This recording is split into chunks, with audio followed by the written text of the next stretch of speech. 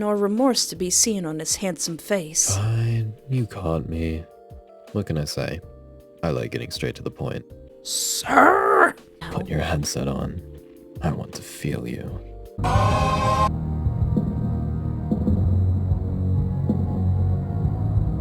Ooh, I love this cool rock music playing ominously in the background. Hello and welcome to my YouTube channel. I am Espoir David, and today I want to play a game that's by Hello Yinny, a fellow YouTuber and fictional husband collector. The only thing I know about this game is that it contains my two favorite things, Yanderes and Vocaloids. So join me as we play the demo for Under Your Skin.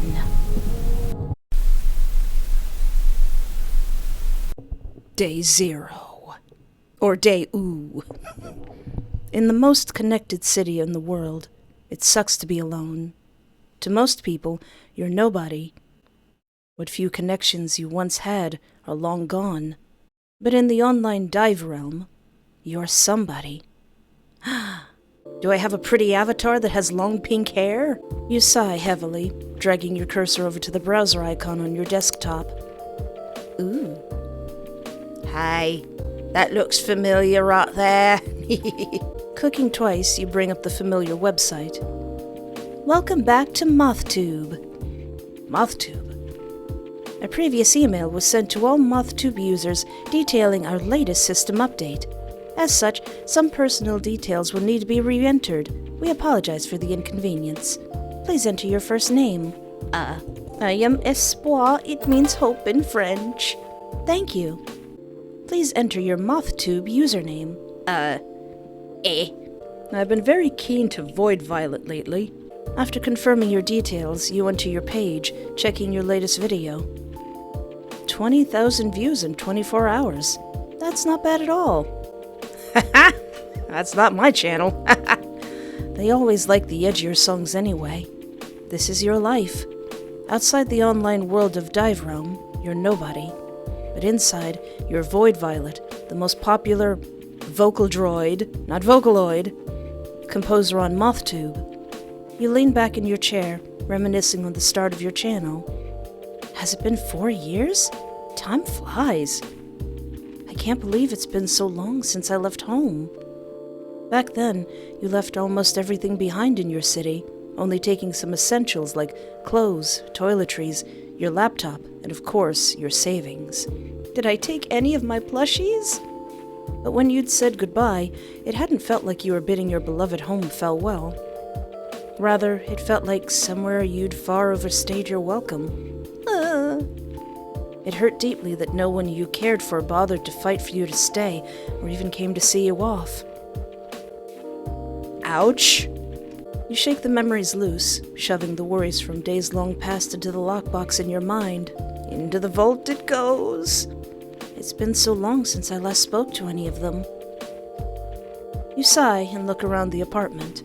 It wasn't the most luxurious like you were used to, but it was comfortable. It had what you needed, and you worked hard to make it feel home-ish. More importantly, it was yours. But something was always missing. A hot dude? You'd left your guitar behind in your haste to leave your childhood home. Not my strings!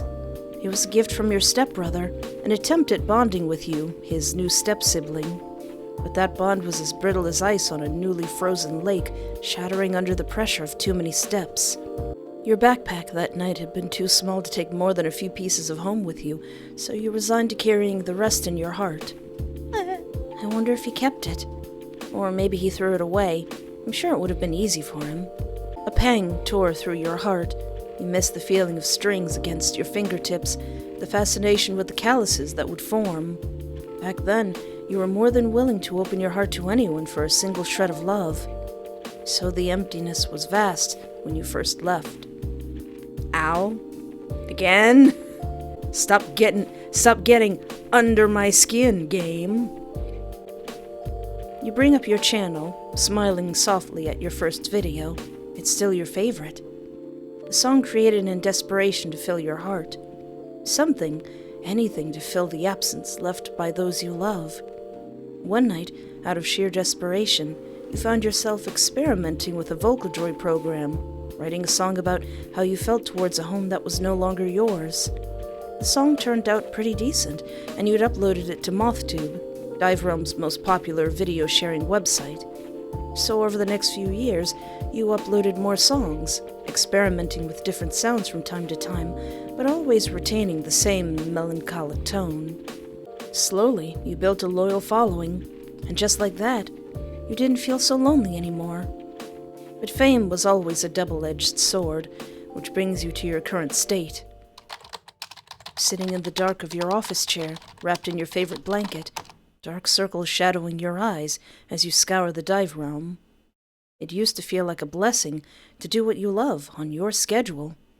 And who wouldn't want hundreds of thousands of adoring fans? But lately, the more you uploaded, you realized your creativity was at the mercy of those who could never be sated. Like a beast, the people of the dive realm consumed your art. One of my favorite comments I see around the internet is when somebody shows their art and then someone comments, this is really great art, leaves with an art-shaped shape in their throat. I love the metaphor of actually eating someone's art. The internet. And without savoring, they'd clamor for the next course. Gluttony in its most raw form. Numbers began to dictate your life. How many views were good enough? Was the CTR for the thumbnail good enough? Why did you get a 0.5% more dislikes than usual? Were you good enough? Yenny? Yenny, stop. Did you just peek into my window? Stop. It's getting too real again. What was once your enjoyment and solace now felt like shackles that chained your uninspired husk to a ravenous void with an empty cup. And with no one to relate to or vent to, you felt lonelier than ever, stripped of your voice once again. I just need some sort of inspiration. You massage the sides of your temples. You can feel a headache forming from wearing the dive helmet for far too long. The cable connection to your wrist port begins to itch too. I should get my cybernetic implants checked out for maintenance soon. Oh, we live in a cool future. You've spent the last 5 hours on a dive in the virtual internet space, traversing website after website to find something that would inspire you and make you enjoy the creative process again. Your fingers scratch haphazardly on the port on your wrist. Changing genres wouldn't make me happy, but neither will creating the same sound over and over. I need something unique that can renew my current style. I want to create only for me.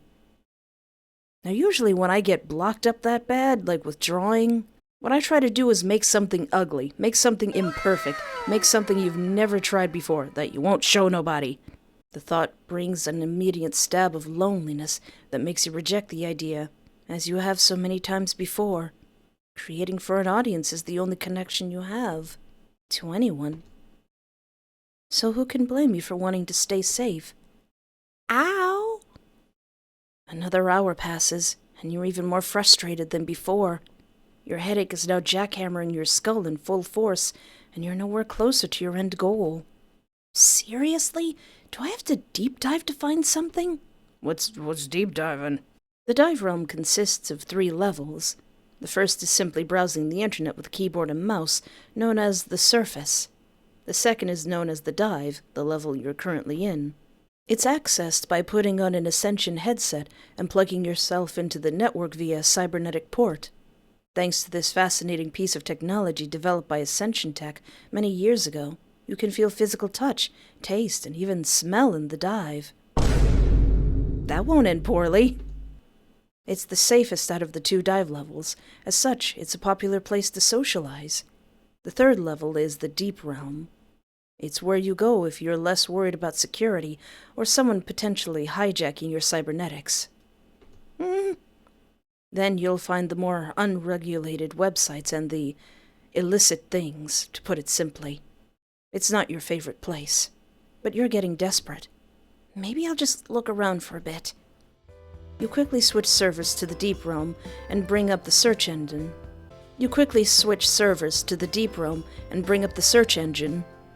Typing in your inquiry, you research your search for a cyber muse. Cyber muse. Half an hour passes, and you're about ready to give up. Hey, who the heck? I have some mail? Ignoring your gut feeling, you open the message and find... A message? This is... external. Do you like Vocaldroids? Hey, you like Vocaldroids? Check out the latest prototype model in this exclusive leak.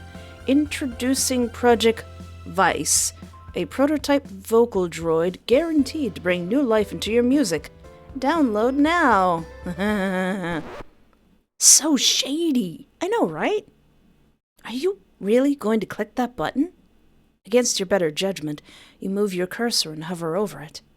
All right, I guess you want to click that button. Do you have no sense of self-preservation? Listen, kids, never download suspicious pop-ups that just pop up and say, hey, you should totally click me. But this is fictional, so it's okay. Is the possibility of the unknown and untold horrors that attractive?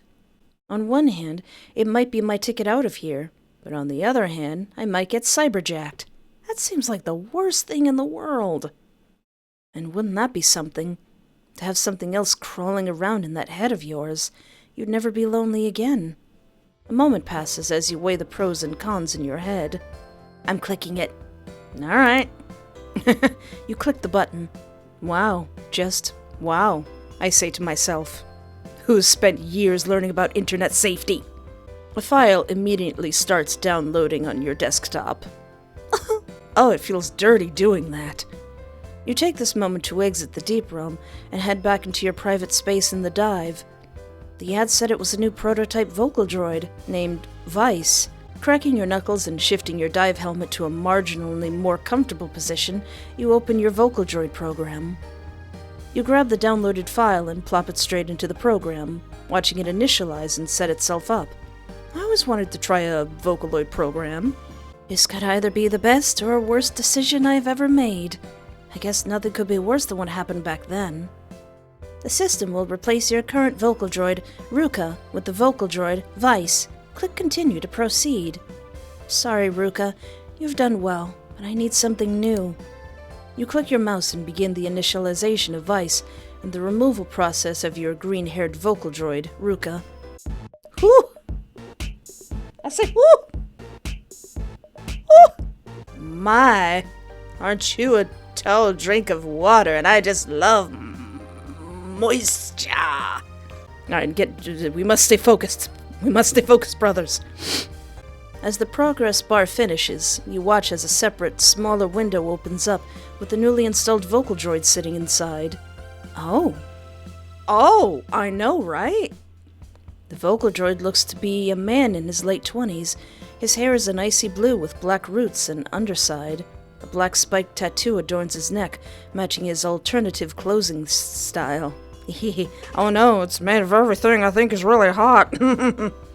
But what catches you off guard the most are his eyes. I know, right? His eyes are so pretty. A bright, vivid pink, like gemstones sitting amid dark smudges of eyeshadow. Get it together. Stay focused, me. You want to slap yourself for immediately drooling over some 2D man. No. No, I don't.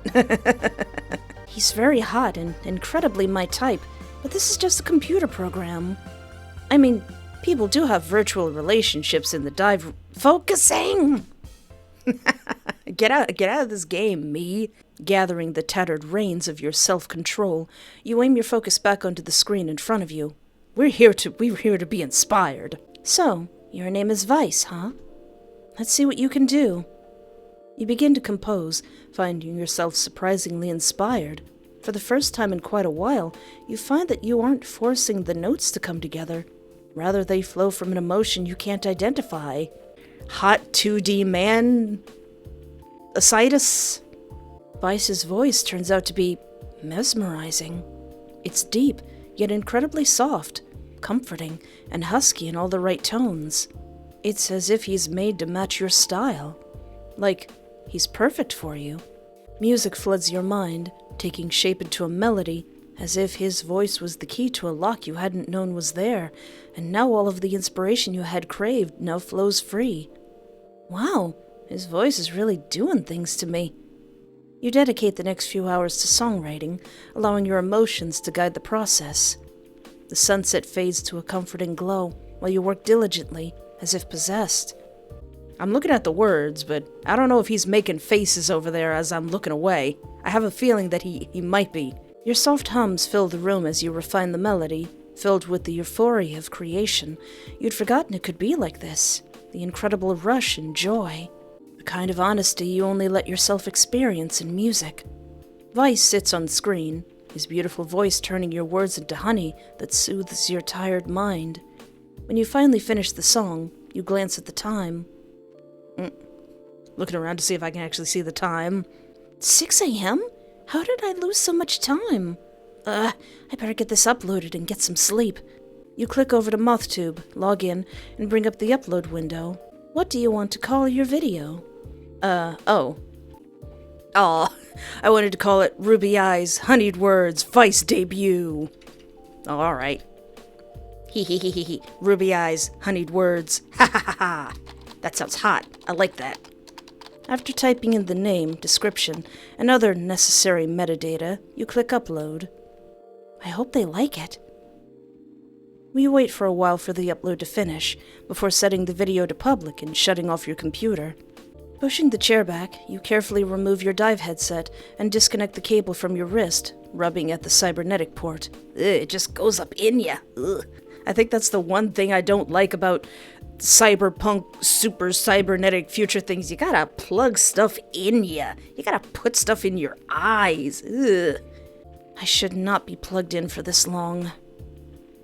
Rubbing at your temples, you stand and then stretch, wincing as the joints in your back crack and pop, or sound like potato chips 'cause I'm old. I'll get into that stretching program one day. Outside, the birds begin to chirp their morning bird song, and you groan. I'll never be able to sleep at a respectable time, will I? Nope. You quickly get ready for bed, brushing your teeth, slapping on your skincare, and changing into comfortable pajamas. Slinking into your bedroom, you immediately collapse onto your bed and throw your blankets over yourself. Finally. You fall asleep quickly, cocooned within the warmth of your blanket, in pure dreamy bliss. So much that you don't notice your computer turning back on by itself, hey! Nor the pair of vivid pink eyes raking over your form, hey! Perfect.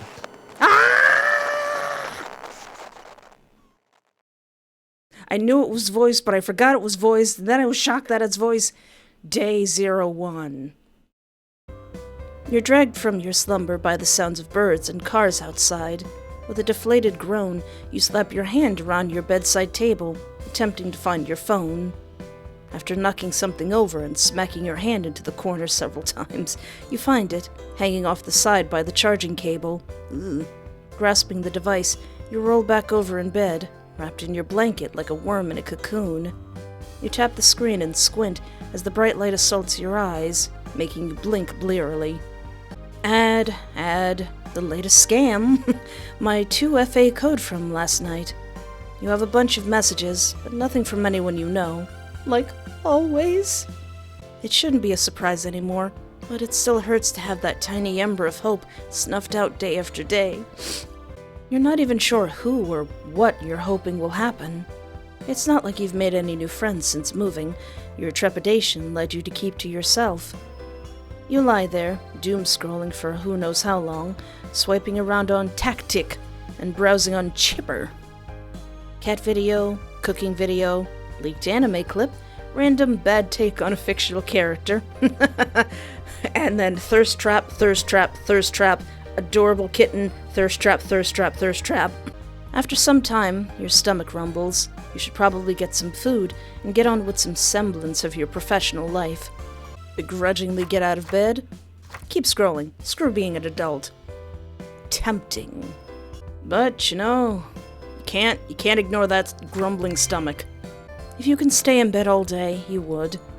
But in this dreary late-stage capitalism hexscape, you have bills to pay and expensive egg prices to suffer. You groan, tossing your phone to the side, your mood decidedly worse than when you woke up. This is probably why I shouldn't look at my phone first thing in the morning. Maybe that post about how starting your day on social media is starting your day at the mercy of others is true. That's a good wisdom. The thought annoys you further. Tossing the blankets aside, you attempt to slide out of bed, lazily dragging your legs to the edge. I don't want to get up. Just roll out of bed until you hit the floor. The impact will wake you up. You rise sluggishly, slumping like a limp rag doll. Rise and shine, or whatever. Stumbling over to the curtains, you draw them apart a couple of inches. You squeeze your eyes shut tightly. The sunlight burns. Heck no! Then you hiss like a vampire. You shut the curtains. All right, come on, Espoir. There's work to be done. Dragging yourself over to the chair, you flop onto the plush seat, leaning back and rubbing your eyes. Letting out another groan, you flick on the computer, watching as the screen flickers to life, the components light up and whir in your admittedly overpriced PC. It's the most expensive thing in this entire apartment. Yeah. Well, second most important thing, your dive headset definitely cost a hefty sum. You unhook the dive headset from the stand and fasten it over your eyes. Grasping the cable at the end, you position it over the cybernetic port on your wrist. Ugh. You still remember the day you got it installed. It hurt like a biscuit. Ah! But, thanks to the port, you can now enjoy the worldwide dive realm in its most exciting form. I hope the song is doing well. Your heart thumps anxiously, worried that the hard work you put in yesterday was a failure. You dread seeing the red arrow indicating fewer views than usual. Well, no point in stalling. It's time to open up the internet to see how your video's doing. Oh. Oop. The familiar website jumps onto your screen, and you mindlessly navigate to the analytics icon like a zombie. With a few clicks, you pull up the stats on your most recent video. Uh-huh. Your video is sitting at 150k views already, with hundreds of comments.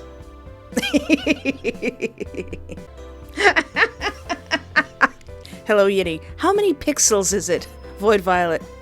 I don't know what that says. Now leave me alone. Waifu Goddess. Wood. Next question.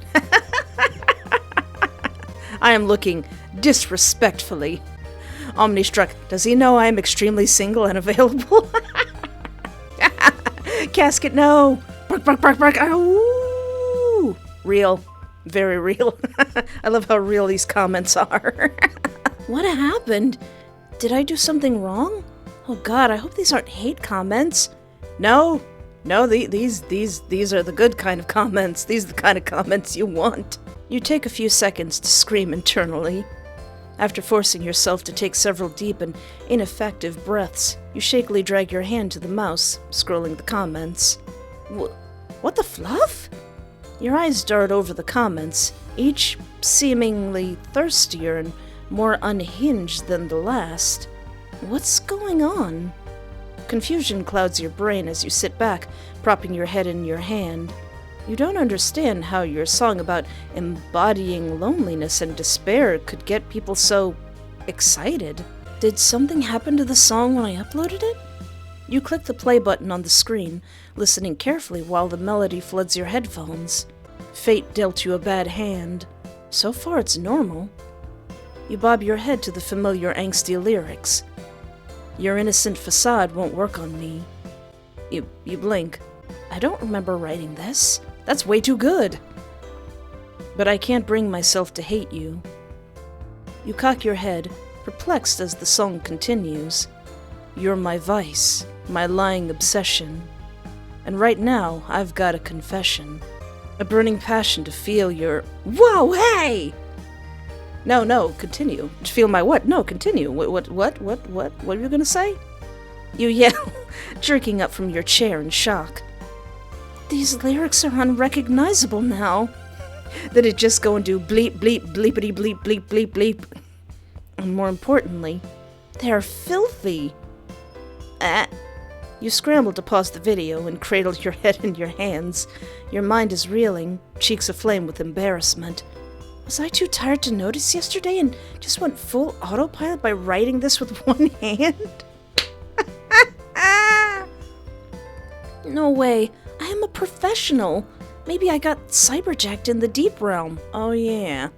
You begin to panic, holding your head in your hands.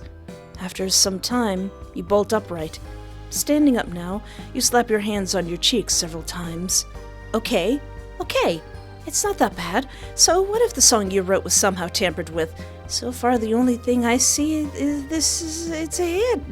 This is an absolute win. Who knows? This could be the start of something beautiful.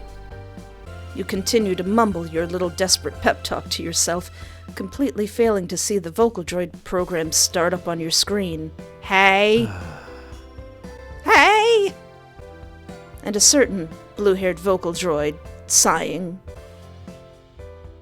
Placing your headset back on your desk, you pace around the room, poorly attempting to rationalize your thoughts further. Okay, pro, the video is doing extremely well, there's no doubt about it. Con, I don't remember writing those lyrics. Don't you? You throw your head back dramatically in anguish before flopping into a defeated slump. As hard as you tried, you really couldn't think of a single scenario in which the song wasn't tampered with. I mean, you gotta plug yourself directly into the thing. I think I would know if I replaced lock with cop. In your existential crisis, you flourish a bit too dramatically and stub your toe, which quickly ends your monologue as you double over. Ouch! Amidst defeat, you can only think of one thing to say. This poop is so buns! Absolutely buns! I would say double-cheeked, in fact. Finally, your eyes drift back to your computer screen, and you freeze. When did I open Vocaldroid? You quickly get up and jump back into your chair, a strange feeling of unease prickling in the back of your neck. Throwing the Dive headset back on and plugging in your port, you ignore the sharp tingle in your wrist and focus on the lone program on screen. The file is the song you wrote last night. Veiss, who currently sits motionless in the window. Yeah, you better not move. If there's one thing that gives me the heebie-jeebies, it's when something moves when it shouldn't move. Sits motionless in the window, stares at you with his vivid pink eyes. Looking closer, you can see the changes throughout the song that weren't there last night. Your blood runs cold. This is... As you sit there frozen, a sickening realization dawns upon you. Well, the thing is, this program makes your songs better. It fills in the lyrics for you. And I must have accidentally had it set to Thirst Trap. There are far too many changes to rationalize it as a mistake or typo due to lack of sleep. How? Is this someone's idea of a joke? You drag your cursor over the changes, attempting to revert them to how they were before. Come on! After a few clicks, a sigh of relief escapes when you set your original lyrics back in place. Meh! But that feeling is quickly ripped from your grasp as the file undoes itself back into the alternate lyrics right before your eyes. Alright, program, now you're getting cheeky. This has to be a virus. Veiss's avatar twitches a little. It better not. Ah! I told you not to move! His bright pink eyes look even more piercing, like he's glowering. Listen, you. I got music to write. We're gonna fight. I don't care how cute you are. I'll find a way to punch you in the nose. I should uninstall this. Uninstall the strange Vocaldroid. Let's see if there's another solution. I mean, he does have a really cool voice. I'd install the strange Vocaloid. Let's see if there's another solution. Now, I kind of want to see if there's another solution. However, he's been kind of cheeky, so get out. Where's my Ruka? Oh no. Did I make you upset? Oh no. You mad, bro? You think immediately of the exhilaration you felt writing for this Vocaldroid's voice. The rush of inspiration. The disappointment is nearly crushing, but if this virus is already changing your files like this in real time, who knows what's next?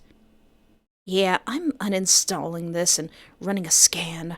I was stupid to download anything from the fluffing deep realm. Yeah. You don't even have a sandbox or anything. You bring up your antivirus program. The window bounces up on screen, and you immediately click the Run Scan button. A bar appears on screen, gradually filling up as you watch your files get combed over by a program you spent far too much money on and never really needed. Till now. The bar finishes filling up. I was about to say, the thing is probably going to say, I don't see nothing wrong. No anomalies detected. No anomalies?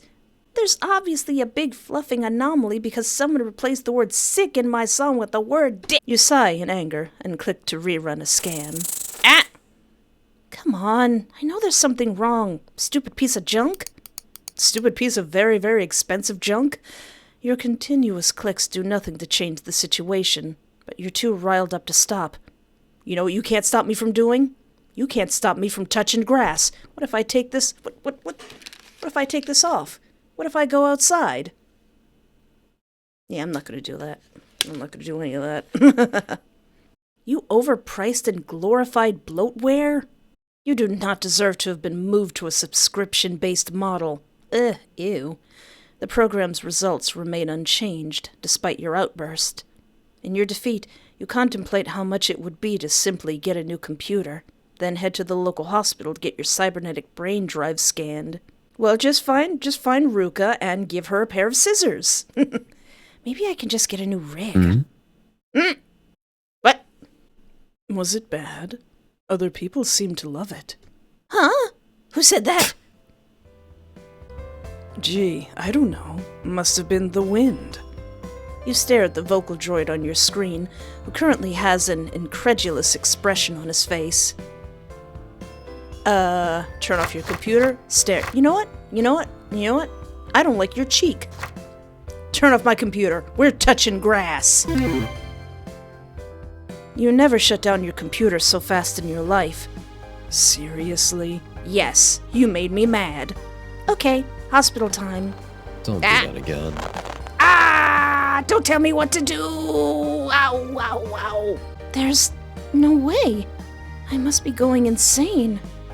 Wait, what? You rub your eyes. He's still staring at you, his expression amused. He scoffs. Am I seeing you in my eyeballs? In my cybernetic eyeballs? Yeah, sure. You're completely still, mouth open and cogwheels spinning overtime in your brain as you try to make sense of the situation. Well, speak. Or are you just gonna sit there like an idiot? Shut up! Yeah, I've lost it. I folded under the pressure and just completely borked it. Veiss sighs and rolls his eyes as he watches you break under the current circumstances. You're hot, but not very bright, are you? That's alright. That's why I'm here. How dare you call me hot, sir? Hot? A faint smirk tugs at the corner of his lips, so slight that you would have missed it if you weren't staring so intently. That got a rise out of you. Do you like it when I compliment you, Songbird? Oh no. Oh no. Oh no, he's super hot! Yes, why am I even speaking to you? You're obviously just a hacker, talking through a hijacked Vocaldroid. That's a good idea, actually. The Vocaldroid looks distinctly unimpressed. Via what virus? Your scan came up clean. Do you really think that something like that would be undetectable to antivirus software? You gape, floundering at the logic of his point. Well, it must be. But you can't be real. If you're not a virus, you must be imaginary. Oh yeah, I haven't been sleeping well. that solves everything. You point a finger at the screen accusingly. Aha, that's it. You're not real at all. You figment of my imagination. You shift back in your chair, nearly knocking over one of the many cups on your desk. He rolls his eyes again. You're not what I expected. I thought you'd be a little more calm, collected, considering your past endeavors. You don't know me very well. Taking a deep breath and massaging your temples, you push your chair back in. First off, you know nothing about me. Second, how can I remain calm when a program I downloaded is speaking to me? And is apparently tampering with my music? Veiss frowns, his hand clenching into a fist briefly before releasing. He looks displeased. Aww, you displeased? Problem? I didn't tamper with anything. You changed my lyrics from "Your love makes me sick" to "Let me give you this dick." He shrugs and smirks. There's no admission of guilt, nor remorse to be seen on his handsome face. Fine, you caught me. What can I say? I like getting straight to the point. Sir! If you could reach your hands into your monitor, Sadako style, and strangle him, you would. Oh, I may be 5'1", but I'll show you what for, sir. I'll pepper your porridge. I'll butter your biscuit. You can't just mess with my stuff. He tilts his head to the side, unrepentant. You feel your heart rate rise in annoyance. But is it your stuff if it's my voice? All right, that's fair. You sputter. You can't believe that the first proper verbal conversation you're having in a good while is in an argument with a computer program. And you're losing. Are you a chatbot? Weiss's eyes narrow slightly. His fingers twitch, signaling his annoyance. You mad? A strange glitch flits over his image. Seriously? He sighs, massaging his temple with his hand. A strange sensation fills your head as your headset emits an unpleasant whine. Your head throbs, your brain drive thrumming uncomfortably. My brain drive. You wince, attempting to remove your headset, but a sharp electric jolt shoots through your arm from your cybernetic port. Ouch! What the fluff? I approach you in the deep realm, write a confession in your song, flirt with you, and you still think I'm a... He scrunches up his nose. A chatbot? Aw, is that an insult to you? Veiss spits out the word. Looks like he doesn't like being called that. Duly noted. Don't hurt my feelings, songbird. How dare you retort sexily? The strange whine dies down, along with the jolt in your arm, which fades to a faint, numb tingle. Did he do that? His gaze rakes along your body, and your anger and confidence from before begins to ebb. You jump as you feel the phantom touch of him tapping your arm. Ah! That's right. I forgot I was connected to the dive. Oh yeah, I forgot that was a thing. The realization of this makes you wary. Ignoring my confession again? Confession? Let me be clear. I want you. Was that not obvious? Or do you have trouble comprehending things? What? Wow, you're far less clever than I'd supposed. You really need me to spell it out for you? You scoff loudly, and you're about to retort with a string of colorful explicitives when he cuts you off. I want you to be mine. You're hot, and I like how you're not afraid to break the rules. You have no idea what he means by rules, but still, you feel an odd jolt of pleasure at his declaration. Though you're also a disaster. You work hard, which is admirable, but you don't seem to look after yourself. Aw, you gonna come to my house and make me pancakes? I mean, really. Last night you slept at 6 a.m. and drank approximately 160 milliliters of water during that composing session. Shut up! It's controlled chaos! That's not enough, in case you were unaware. Man, maybe he really is gonna come out and make me pancakes. You're so talented, but you could use some help in the Tamadashi department. Are you saying I have no friends? Your sting at the insult is numbed, however, because your mind is too distracted by the blatant slew of compliments he's throwing at you. How dare you call me hot? Stop! You're used to receiving compliments online, but those were all faceless people in a sea of online words. This is a little too personal, and you haven't felt anything personal for a while. Do you even like me for my music? I put my heart and soul and tears into those songs. I'm not just a pretty face in a wig. Why? I'm not used to it. And that is my problem. Why? I think we should always be straightforward. I think the song you wrote is a little bit too straightforward, friend. Wouldn't that be nice? Like, for example, I think you're hot, admirable, if not a mess. And I would like to lay you out before me like a... Nope! You look away immediately, unable to meet his gaze. Look at me. Fluff, no. Why? You're beautiful. And I want to see your face. Your heart is pounding in your chest. Your cheeks feel like they're on fire, and a hot tingle is currently snaking its way up your spine. There's also a hot tingle somewhere else, but Yeah, you don't think you can be around him anymore. Veiss leans in, and you feel his warmth. You curse your decision to remain plugged in. His heat is a little distracting.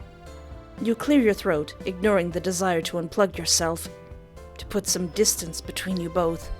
So, if you weren't someone talking through a virus program or a figment of my imagination, the jury's still out on that. How are we even speaking? Huh? I say something, and it's transmitted through your headset, which also has a mic input so I can hear you too. Oh, okay. He's being serious. No, I meant, how are you able to talk to me like this? You're so lifelike. Veiss shrugs before giving you the most deadpan explanation. I became sentient. Oh no! Dude! Veiss. Veiss, you need to tell me a little more than that. His gaze is almost predatory. Say my name again, little songbird. I want to watch the way your lips move around the sound. You groan, sliding your hands up to cover your face. If you're not going to tell me, I'm going to keep assuming you're a virus. Or a figment of my imagination. Ah! Ooh. A virus has been detected on your device. Run scan? Don't you f***ing dare. I'm gonna!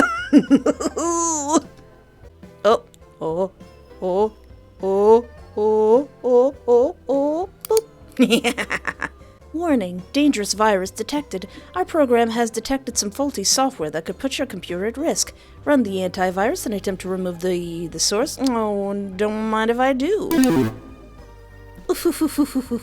You click the button to initiate the scan and hear Veiss growl. Static tears across your screen, and he grunts in pain. When he sits up, he scowls at you, furious. Don't do that again.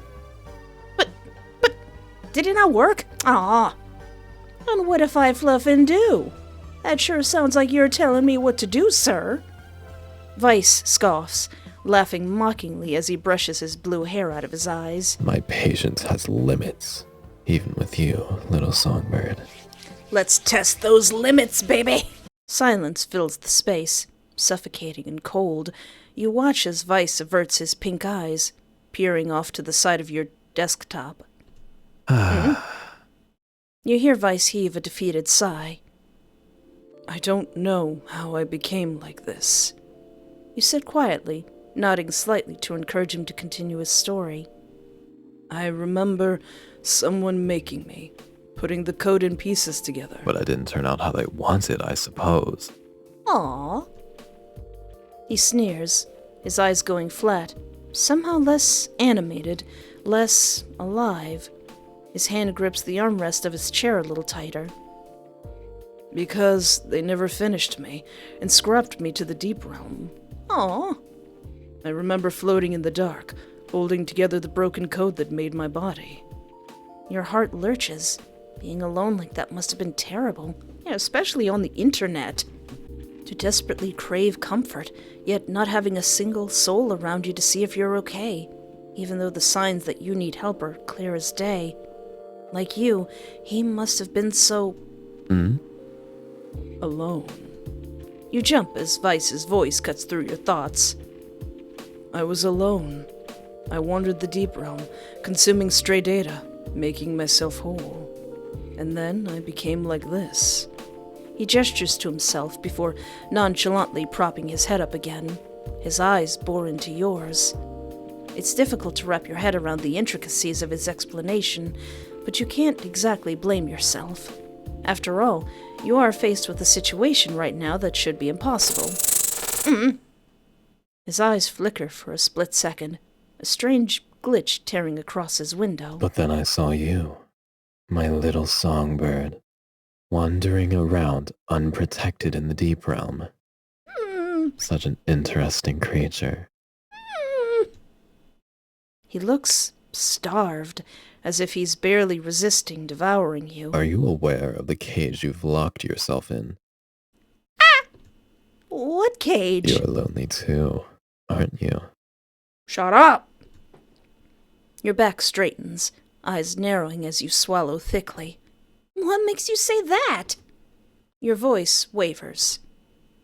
Veiss smirks, tilting his head. Your reaction, for one. You glare at him, except this seems only to amuse him further. I'm fine, thank you. Is that why you moved out here alone? So you can say you're fine and no one can see otherwise? Shut up. It feels like someone injected ice into your veins.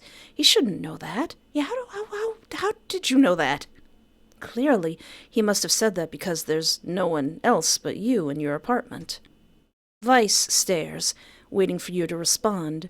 His glowing pink eyes are resolute, seeking a common bond between you both. Because no one ever messages you, invites you out, or even checks in on you, do they? The ice turns to lava, threatening to erupt and burn anything you can touch. Where the fluff do you get off? I'm simply asking. That doesn't sound like asking. That sounds like you're accusing me. You've wanted to reach out, haven't you? So many draft emails saved away. You snatch your mouse, attempting to shut down your computer. But the cursor won't budge. What the heck? I'm not finished. You attempt to remove your headset, but a sharp screech causes you to yelp. I said, I'm not finished. You glare at him from under your lashes, your gaze dark and heavy as you grip the table's edge. Songbird. Is it not tiring to have to hide yourself? From what I saw last night, you're brilliant, but hiding your truth in this crappy apartment, it's a waste of potential. You don't like how his words pierce somewhere deep down in your gut, painfully true. Though, at the same time, you've been alone for so long. It's almost nice to have someone validate you like this. I could set you free, you know. You continue to sit there silently, avoiding his neon pink gaze. Veiss softly sighs, running a hand through his bangs. He slouches back in his chair, nonchalant, as his hand taps a rhythmic pattern against his temple. It's okay. You blink, anger splintering into confusion. What is? What you did to them.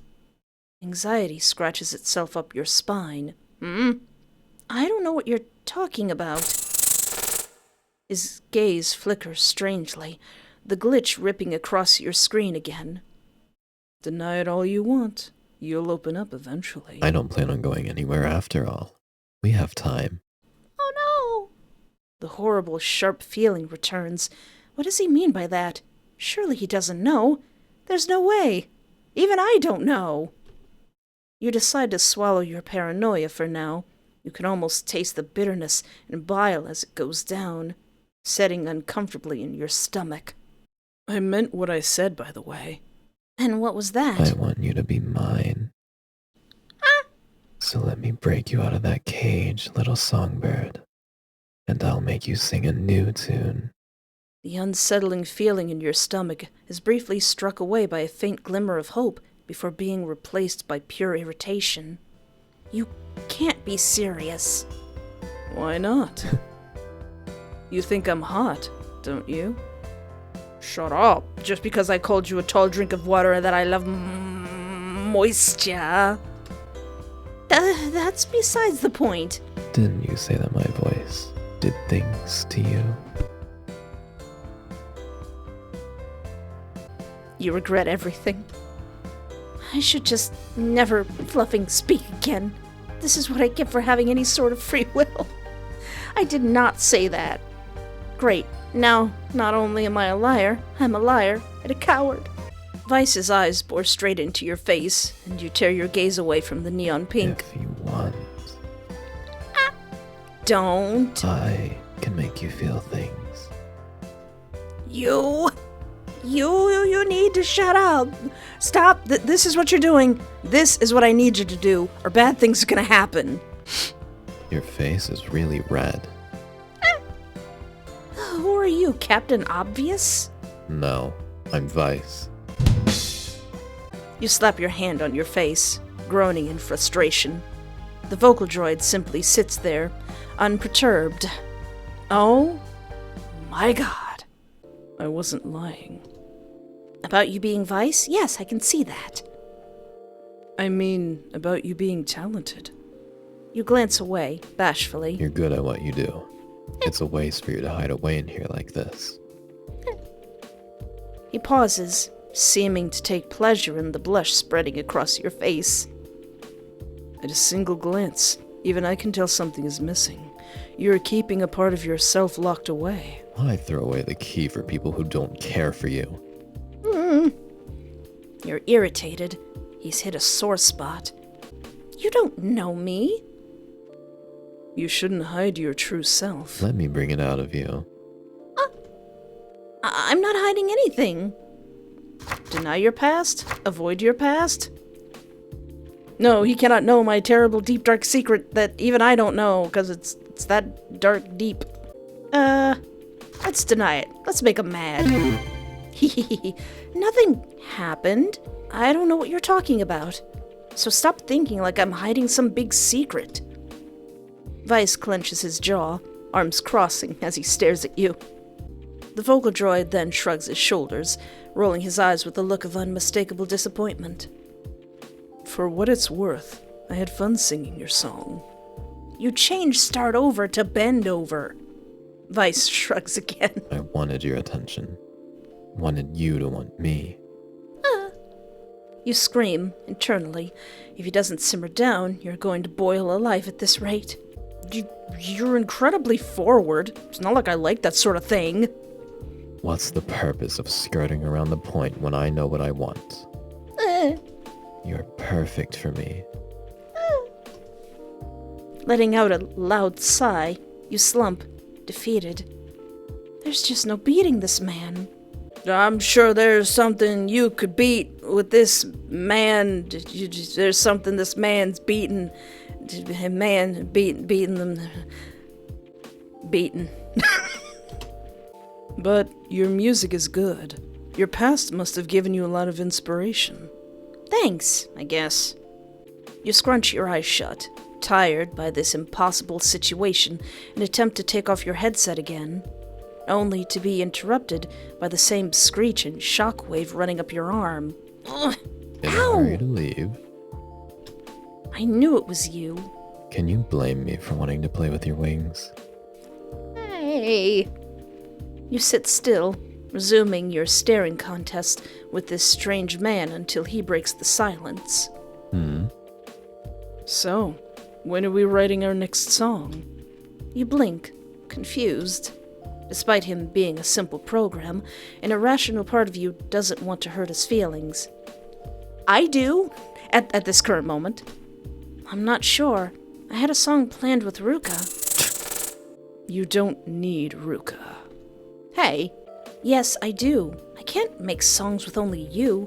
What if I make you two do a duet? Can Ruka understand you like I do? Well, no, because he's a program, Then but... what could be more perfect for you than me? Hey, you better not come at my Ruka with a pair of scissors. You know I can just change you out with Ruka, right? Try it. It's not gonna work. You attempt to replace Veiss with Ruka, but find that the confirm button is missing entirely. Can't do it, can you? Shut up! What are you? Are you sure you're not a virus? I'm not a virus. You sure act like one. Veiss glowers, his fists clenched. Against all reason, you feel a little guilty. Although Veiss is a little weird, he hasn't done anything truly awful. I mean, he's keeping me from touching grass. Look, maybe we got off on the wrong foot. The Vocaldroid's shoulders relax visibly. He nods in agreement. I guess you're not used to going on dates. This is not a date. Yes, it is, Songbird. How dare you contradict me? You groan for the likely 100th time this evening, unable to resist pouting in response to everything that's happened. That face. It's cute. I don't know which one of these voice lines is going to haunt me in the night. Shut up! The events of today are catching up to you as fatigue creeps behind your eyes. A strange vibration hits your brainwave again, making your headache worse. Grabbing your water bottle off the desk, you drink a few gulps, not missing the way Veiss's eyes follow as you swallow. Stop! Stop looking at my throat! What are you thinking about? His smirk widens. Spill it! You sigh in irritation as he remains sitting, tight-lipped with whatever he was fantasizing about. You lean back in your chair, the pleather squeaking slightly. Veiss? Can I at least have my computer back? Eventually. If the PC weren't so expensive, I would unplug you and throw you in the darn bin. You stifle a yawn behind your hand. Are you gonna help me sleep? Are you gonna put something in my brain that gives me a full 8 hours of sleep? Veiss? Veiss watches you with a slight frown. He sits up and stretches. It's late. You look at the clock. It most definitely is not late. Veiss, it's only 2 a.m. Go to sleep. I'll see you in the morning. You're an old lady, Espoir. You know you should have been in bed by 8 p.m. Songbird. He does a lazy half wave, and before you can respond, your screen goes black. Did he just turn off my computer? This butthole?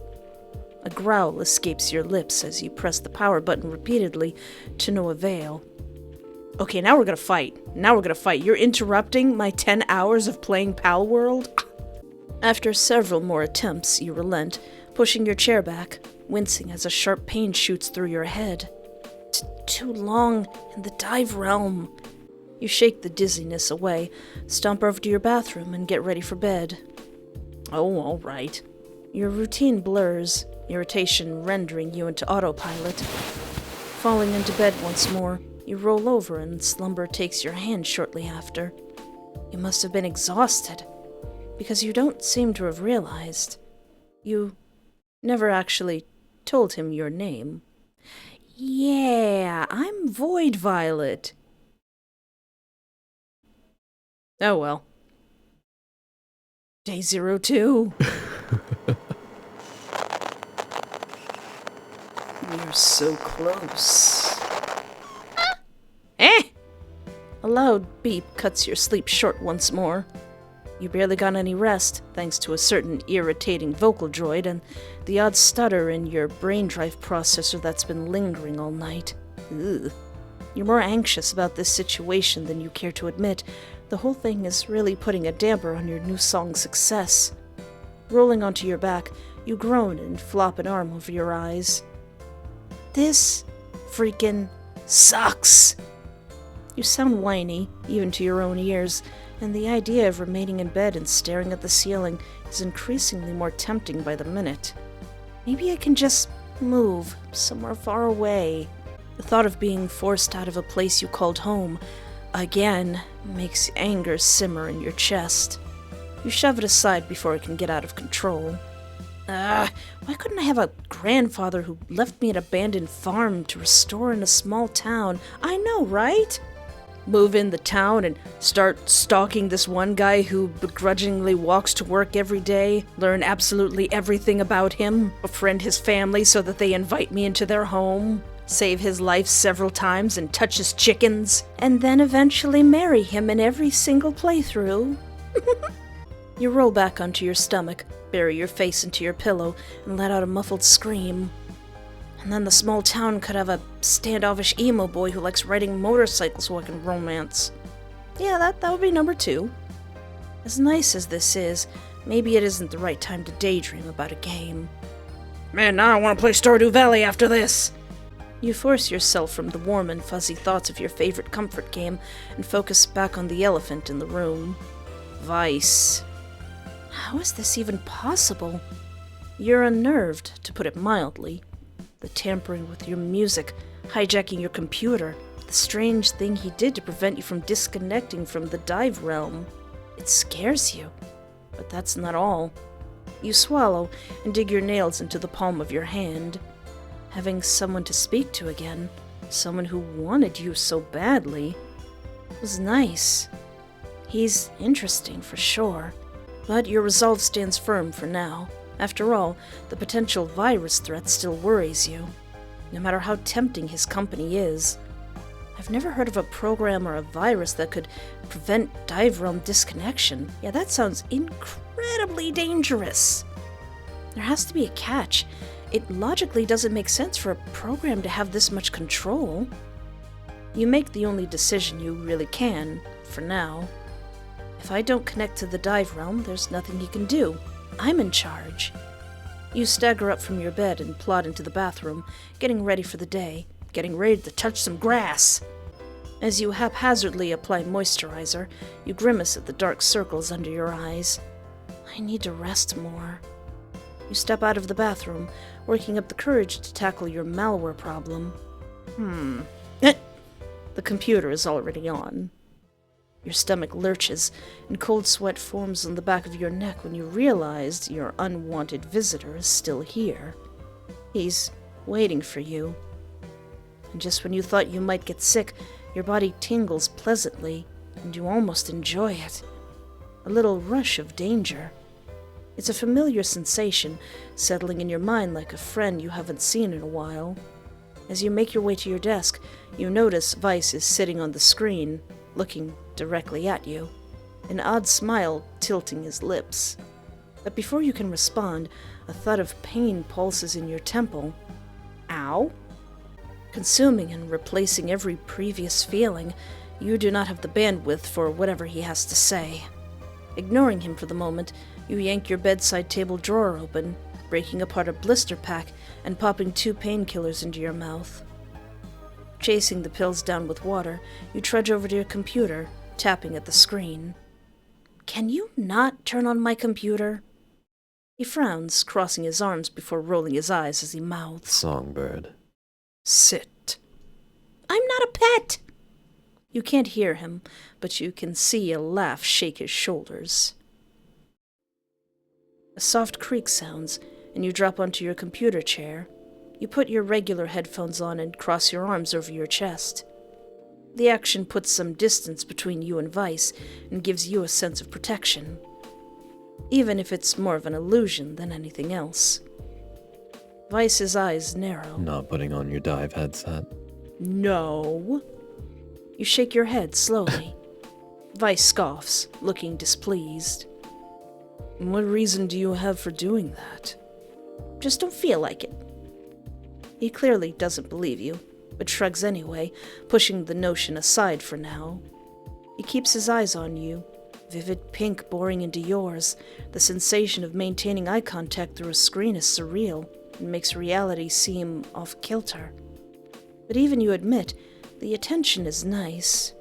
You shake the embarrassing thought from your mind, willing the heat in your face to subside. There's something else to prioritize here, other than your strong attraction to this pixelated man. Veiss, we need to talk. What's on your mind? I need my computer back. You can't be taking control and changing my work, freezing it and trapping me here when I'm plugged in. Veiss rolls his eyes, looking mildly pouty, but otherwise unconcerned. I wouldn't have to do all those things if you'd listen. But thus far, it's proven to be a difficult task. I don't like people telling me what to do. You with your cool hair and your nice eyes and your black roots, and your tattoos and your chains. You hate the way his smirk makes your heart skip a beat. I really can't deal with this. Give me back my computer. I don't want you messing up my stuff again. He rolls his eyes, scoffing. Look, dude, I gotta work. You're acting like I've uploaded your darkest secrets to the dive realm. Oh wait, can he do that? You're not gonna blackmail me, Veiss, are you? Veiss? Ugh! The pain thrumming in the back of your head sharpens suddenly to a fever pitch, sending black splotches across your vision. You double over, massaging your head. Something wrong? Blinking harshly, you vainly trying to shake the headache away, cursing at the ineffective painkillers. Weird brain drive issues need to get scanned, I think. Told you that you don't know how to take care of yourself. Take the day off. I'll keep you company. Tempting.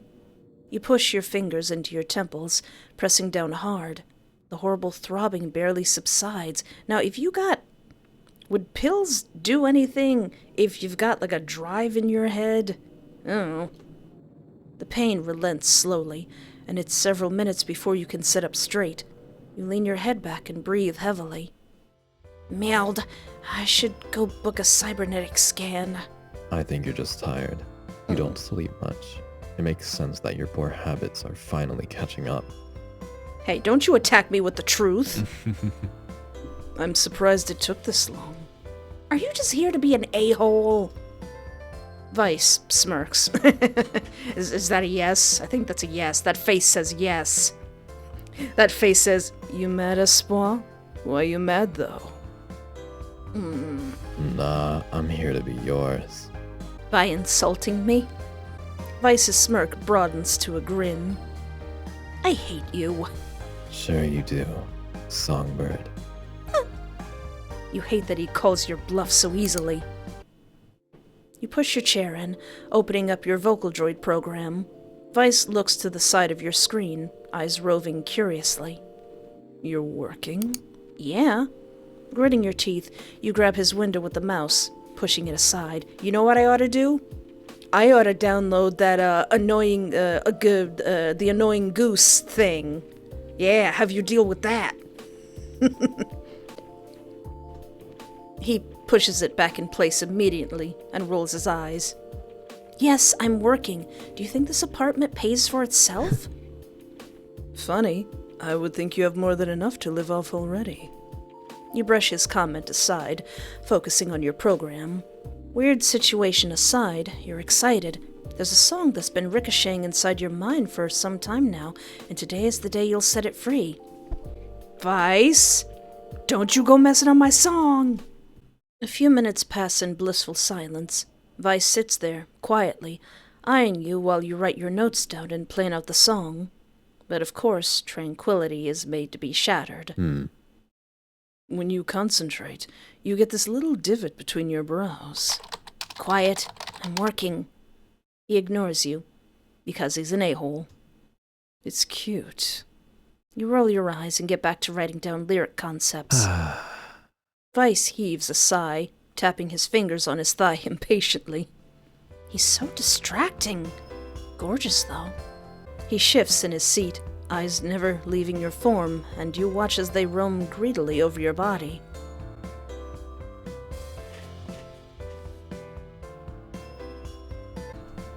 Stop that! Stop what? That! Looking at me like you want to eat me! But I do want to eat you. Ah! You can't just say that, Veiss. He hums thoughtfully before adding, In the sexy way. My word. My word. Just shut up and let me work. We'll do that later. When the cameras aren't rolling. You finish jotting down the first draft and mouse over to the Vocaldroid program. Alright, let's see whose voice would suit better. Huh? Obviously mine. I can't only use your voice, So you Veiss. let some inferior bit of code sing over someone like me? Listen, Monica. Listen, Ashton. Quit. I'm here to work. I got music to write, sir. God, you're I'm arrogant. better. It's a fact. You brush his comments aside and select the Vocaldroid Natsu. It's been a while since you composed with this particular Vocaldroid, but he has the perfect soft medium tone to bring your music to life. Unable to initialize Vocaldroid Natsu. What the heck? You try to load Natsu into the program again, only to be frustratingly met with the same error message. Listen, dude, these things aren't cheap. I would assume. Maybe Natsu needs to be updated. Let me try Ruka. Meanwhile, Veiss sits there. A little smirk tugs at his lips as he watches you struggle. Like he's enjoying the way you flounder helplessly in front of him. You load Ruka into the program. The bar begins to fill, almost reaching the end, before cutting off with another error sound. What the? Weiss's laugh shocks you out of your focus, and you aim your irritation squarely at him, a fact that seems to delight him. Are you doing this? He nods, proudly, and you try to push his window off the screen again, but it's stuck. A serious look shifts over his eyes. The way he watches you makes that pooling heat resurface in your stomach. And somewhere else! You don't need them. I'll sing for you. His voice lowers, and the warm feeling in you flares, your heart rate spiking. I'll do anything for you. The promise sounds so good. You don't need anyone else but me. You're not used to this. Unsure how to act on your desires, you resign to brushing them off and choosing instead to address your current predicament. The attempts to load up your other Vocaldroids continue to fail, and you yell, rightfully annoyed. Veiss, you can't interfere with my work like this. You're not the center of my world. I don't tell him that. He glowers, and you watch his grip tighten on the armrest. The veins in his hands makes your thoughts wander. You're the center of mine. He says it so brazenly that you lose your previous resolve, and your blush comes back in full force. It feels like a trap, but you can't help but wonder what it would be like to live that way, to have someone want you and cherish you as the center of their world. In the middle of your internal struggle, you stutter. You don't miss the way his eyes narrow, and how the tip of his tongue licks his upper lip. It makes you feel hot, and you struggle to keep your cool. I find it really hard to believe you. Aww. Veiss tilts his head to the side, a gesture of confusion. People don't usually confess like that, right off the bat. But I'm not people, and there are always exceptions.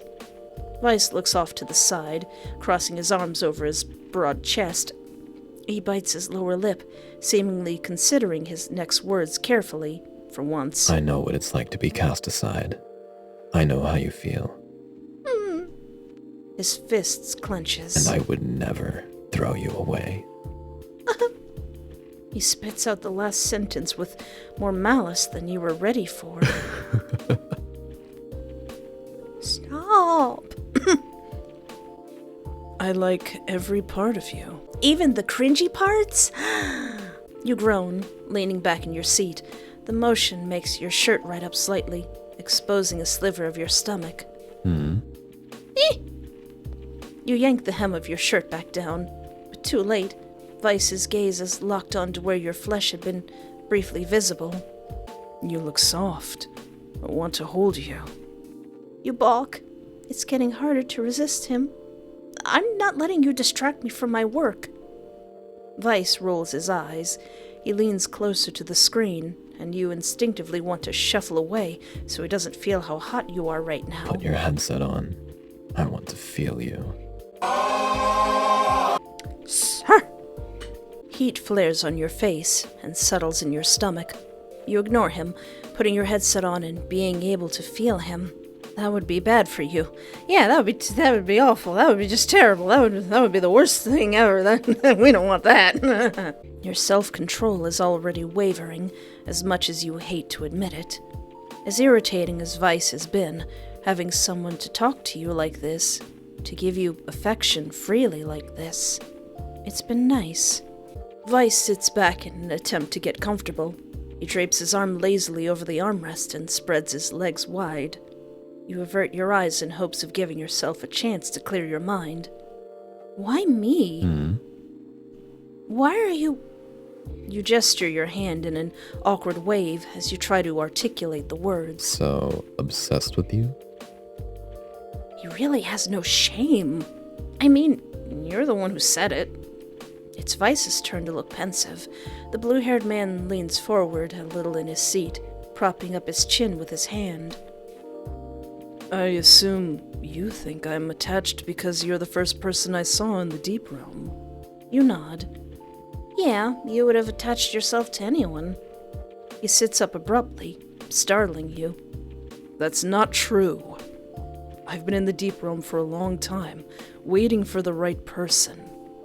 You find that hard to believe. These kinds of lies come easily, in your experience. I've seen people come and go. Many of them, but none of them drew me in. People come to the Deep Realm because, although it's dangerous, they feel free, so they confess. They talk about their desires, what they wish they could do. Veiss narrows his eyes, crossing his arm, his fingers tapping at his bicep. But most people are frauds, afraid to take a single step towards their ambitions. He looks right at you, eyes flashing neon pink. You're different, though. You see things through, despite the risks. Is this just because I downloaded a suspicious file off the deep web? His presumptuousness irritates you, but his words make a place in your heart stir with validation. You don't know a thing about me. Veiss looks at you like you've grown a second head. Aww. You think someone like me can't crack that flimsy excuse of a shield on your brain drive? Oh. Oh no. You've met my other fictional husbands. What have you done to them? I know everything about you. No! His words send you spiraling into a panic. He's right. He's fluffing right. He's done so much already. Cracking a brain drive is probably a walk in the park. You've lost a battle you didn't even know you were in, and now your computer is playing host to the world's most obnoxious, arrogant, and oddly charming blue-haired virus. You want to rip your hair out. All that time spent hiding, you really have gotten rusty. He eyes you incredulously, looking almost exasperated at your oversight. Songbird. You really think that I like you just for your vibe, Songbird? I'm not that shallow. He sounds a little hurt. I'm not someone who would jump at the first hope of affection. Veiss averts his eyes and whispers. Not again. Guilt racks you as the blue-haired man remains uncharacteristically quiet, his eyes dull. Who hurt you, baby? Who hurt you? I didn't. I'm sorry. Veiss shrugs, but he doesn't look at you. And at that moment, you come to an awful realization. I want him to look at me. I don't hate having him around. It's been so long since anyone's truly spoken to me, so long since I've been able to argue like this with anyone. Something is really wrong with him. And I shouldn't trust him at all, but I don't hate it. Maybe if I keep my distance, I can make this work to my benefit. Veiss clears his throat, and you look up, the sound snapping you out of your reverie. Lost in the clouds, are we? Just thinking. You both sit in silence, your hands fiddling with the keys on your keyboard. I should try and salvage this. Veiss? The man in question looks up, curious. I'm sorry I misjudged you like that. I also know what it's like to have people throw you away. It's always hard to talk about yourself, but you're relieved to see a little light come back into his eyes. Veiss nods and throws you a slight smile. I knew you'd understand me. You're still fluffing annoying, though. Your heart pounds when a cocky smirk plays on his lips. Veiss settles into his chair, crossing his legs and resting his ankle over his knee. Your eyes instinctively wander over his form, and you finish when you realize how tall this man is, and that you could grate cheese on those abs. Why does he have to be so spread out? You tear your attention back to your Vocaldroid program, and the song you abandon in the throes of yours and Veiss's banter, and the heavily distraction he was causing. So, are you going to let me sing for you? He chuckles at the double meaning in his words, taking pleasure in how your hands pause on your keyboard. Attempt to reopen Ruka? Just work with Veiss. I'm continuing this trolling journey. I'll go back and be nicer, but I want Ruka to sing this. As much as you're warming up to the strange man, you still think Ruka works best for the sounds you're going after. You warily click open the file loader again, attempting to open up Ruka to work on your song. You're barely surprised when the program fails. Stop working with trash. He's not trash, Veiss. He's my favorite Vocaldroid to use for these songs. And he probably won't change the words. I want this to be angsty. Veiss's expression takes on a horrid chill, and he stares at you blankly. Veiss? Meld. He looks really upset. You mad? You mad, bro? Is there some sort of problem? He's gonna, fry my brain, isn't he? The Vocaldroid doesn't respond to your calls of his name. Veiss, come on. Favorite? That thing? Hey! Are you seriously jealous of a program? His eyes narrow, and before you can retort, a dull throb shoots through the back of your skull. Ah! This stupid brain drive. Am I late on a firmware update or something? I shouldn't be. The doctor would have called. You massage your temples again, gritting your teeth. You don't have the energy for this. Okay, fine. Veiss, you can sing the song. He hums in approval. I don't want to argue anymore. My head is killing me. Skimming your hands over your keyboard, you resume refining your lyrics, getting them ready for Veiss to work his magic on. Okay, I need to focus, so I'm going back to work, Veiss. Don't disturb me. Don't distract me. Don't take off your shirt and oil up your chest for no reason. Don't do that. That would be awful. Don't do any of that. He sighs. At least put your headset on. I don't like this distance between us. Oh. Veiss reaches his hand out on your screen, waving it around a few times, like he's trying to grasp something. It's like you're just out of reach. You level a weak glare at him and scoff. Good, you're distracting. You say that like it's a bad thing. It is a bad thing. I'm busy. Dive in. I promise I won't misbehave. Much. The dull throbbing from before returns at a lower intensity. It's not as painful as before, so you decide to push through. Seriously, Veiss, you're so annoying. Giving me a fluffing headache. He pauses, thinking intently, and you dread his next words. Since you can feel sensations when you enter the dive realm. Your face goes hot. Don't. Oh? Why are you blushing? I haven't said anything yet. The grin on his face is positively feral, and you recoil from it, cursing your face for betraying you. Did your mind really go there? My mind is always there. My mind didn't go there. My mind lives there. Don't act like it wasn't what you were about to say. He chuckles, pushing his fringe out of his eyes fruitlessly, the ice blue strands falling back into place. It was, but it's nice to hear you feel the same. I don't. You're just inside my head. His eyes flash oddly for a moment before settling back down, and his smirk widens. Want me to be inside you somewhere else?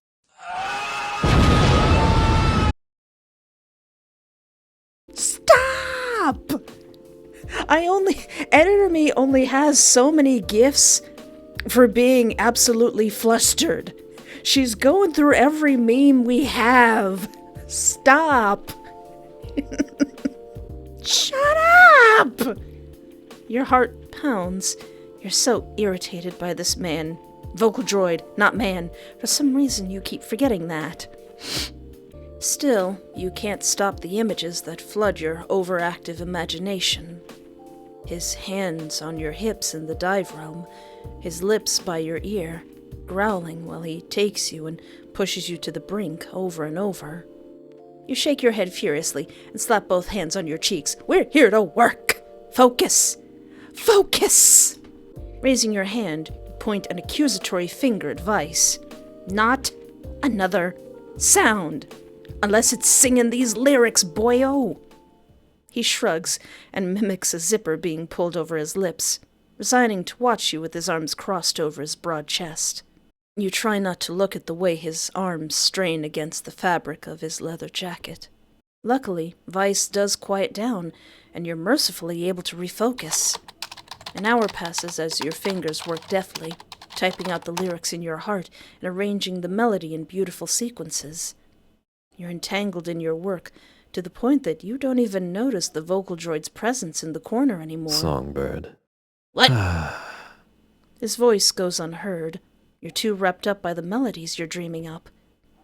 I think if I put my loneliness is vast, it might work better there. You type in the lyric, tuning the program to attach the right notes into the line. You smile, happy that the song is turning out well. That! A pixelated glitch rips across your screen, accompanied by a static that makes your ears ring. Oh, Veiss! Stop ignoring me. I'm trying to work! I'm working! I can't play house with you all day. That'd be something, wouldn't it? What are you on about? Veiss leans back, smirking, and crosses his arms behind his head, giving you a view of his muscular chest and abdominal muscles. God, he's so big. He doesn't miss the way you're unable to avert your eyes and stretches, flexing a little and lowering his voice playfully. If we played house... You look away from your screen, avoiding his smirk. A mistake, like prey baring its throat to a predator. Imagine if I was your husband. Why would I do that? I'd come home, see my little spouse after a hard day, and make sure you're never alone again. You sneer. Yes, except I wouldn't marry a program or an AI or whatever. I'm not delusional. Espoir, in the game, there might be some separation between me and you. right there. Your refusal doesn't wipe the smirk off of Weiss's face. If anything, he seems pleased. He hums and continues to stare. Whatever you say, songbird. Veiss stares at you for a moment. His gaze is intrusive, digging into places you're trying to keep locked away. Oh yeah. He leans forward. I'm curious, though. He chuckles, a playful glare settling over his face as he runs his tongue over his upper lip. What's the point of playing hard to get? You freeze, but your mask doesn't hold as a hot flash rises to your face and you stutter. The Vocaldroid leans his head to one side, propping his head up. He smirks at your distress, enjoying the way his words tear the truth from your tightly clutched hands. I can see the way you look at me, the way you shiver when I say something that touches a nerve. You struggle to ignore him, trying to dive back into your previous mindset with your song. You act like you hate this, but be honest. His voice lowers to a seductive whisper, like cloying honey. Thick, sweet, and inescapable. It's nice, right? To have someone by your side. Shut up! Your fingers falter, and Veiss notices, judging from how his smirk widens. Like he knows he's got you pinned down. There's no point in hiding it anymore. You want me, don't you? Stop! Let me work! I'm busy! This is my job! I have to work! It's irritating to know he's right, but you'd rather pull your own teeth than admit it to him. You close his window. Unfortunately, this respite is a brief glimpse of freedom as he reappears instantly, shoving your program to the side. Oh, fluff you! Yeah, you'd like that, wouldn't you? You know what? No, you're not gonna fluster me anymore. No, you're not gonna do it. I've become immune to your flustering. You're not gonna do it no more. Nope. At this point, you wish you were in the dive realm so you could hit him. Punch him right in his sculpted abs. I hate you. Your words are weak, your mind too preoccupied with his previous statement. Veiss seems to catch on to this because his smirk widens. If it makes you happy, I'd love to Shut up! The Vocaldroid is watching you squirm, absolutely elated. He takes it further by forming a circle with his fingers on one hand and using the other to push his fingers in and out in a vulgar motion. His grin is feral, and you squawk, mustering a venomous glare at him. I hate you. Listen, don't make me actually start hating you, Veiss. I can be quite nasty when I'm upset. Repeat it all you want, Songbird. Won't make it any less of a lie. Veiss laughs at your irritation and winks at you. You'll quickly flip him off before getting back to work. Veiss, luckily, seems to have simmered down with whatever he was doing before, instead opting to watch you quietly, intently. You do your best to keep your mask in place. Work first. Deal with this man later. All right, let's see what flows here. You continue to muse out loud to yourself, sounding out the lyrics. Fate is so cruel to place you out of reach. Humming softly, you work, attaching the melody to the words, deftly weaving your song together. After an hour of focused work, you hear Veiss sigh, but you pretend you don't hear him. Songbird. He drawls, waving his hand to get your attention. Your eyes narrow as you try to focus hard on the final chorus of the song. I'll deal with him after. I've almost got this. Songbird. Veiss sounds a little more whiny this time, and you fail to conceal your eye roll. But your will prevails, and you push his voice to the side. Are you ignoring me? His tone is biting, almost petulant, and you snort. I said I'm working. I'll deal with you later. Veiss growls, causing you to jump and your program glitches. Look, dude, I probably haven't saved in hours. If you mess this up, I'm gonna get you. I'm gonna find a way to get you. What are you doing? Look at me. I told you, I'm working, Veiss. Pay off, mate. You try to move your cursor to close his window, but find it frozen. Tapping your keys, you attempt to Alt F4 to no avail. Veiss! Plug in. Don't tell me what to do. You blink. What? He gestures to the Ascension headset hanging on the side of your chair. The headset. Plug in. Dive. Telling me what to do? Fluff off. Give me back my work. Look. We need to make some sort of deal. You let me work, and then we can do all kinds of explicitive things in the VR space. But I'm gonna finish this, blood. Veiss sneers, and a cold feeling grips the back of your neck, forcing you to sit in place and helplessly watch your lyrics disappear. Stop! Every lyric you spent the afternoon pouring your heart into begins to backspace, one by one, as Veiss enters new ones in its place. Look at me. Seriously, Veiss? Look at me. Look at me. Look at me. Look at me. Look at me. Look at me. Your eyes widen, and you grab the headset with clumsy hands. Not wanting more of your hard work to be deleted, you shove the headset over your head, grasping the cable. All right, I'm only putting this on because we're fighting. We're fighting now, Veiss. I'm mad. You accidentally scrape the end of the cable on your port before clumsily plugging it in, an uncomfortable jolt shooting up your arm.